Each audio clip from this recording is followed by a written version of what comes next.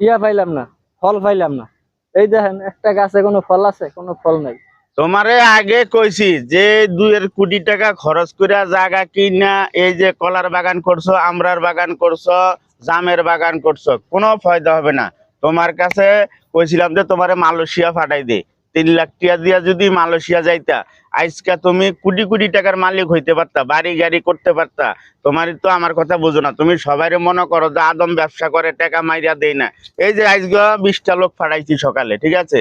তুমি তো বুঝলে না, বিদেশ যাও না। ভাই এখন আমি তো ভুল করে আলাইছি, এখন কি আছে না ঠিক বিষয় টিষয় বাবা আছে? হ্যাঁ, বিষয় তো আছে, টাকা আছে নগদ। আরে টাকা বেচছিলাম, বাগান বেচছিলাম। তো অসুবিধা না, কয় কাটা জায়গা আছে, তুমি আমার নামে জায়গা রেজিস্ট্রি করে দাও, তোমার আমি কালকে মালয়েশিয়া পাঠাই দিব। ঠিক আছে, সমস্যা নেই, কালকেই দিমু। কালকে? হ্যাঁ তো কালকে। চলো ভাবির লোক আলাপ। আচ্ছা ওই আর কথা আরেকটা হয়েছে, বেতন টেতন কেমন কি খাওয়া দাওয়া? বেতন 1 লাখ টাকা প্রথমে, হ্যাঁ। ঠিক আছে?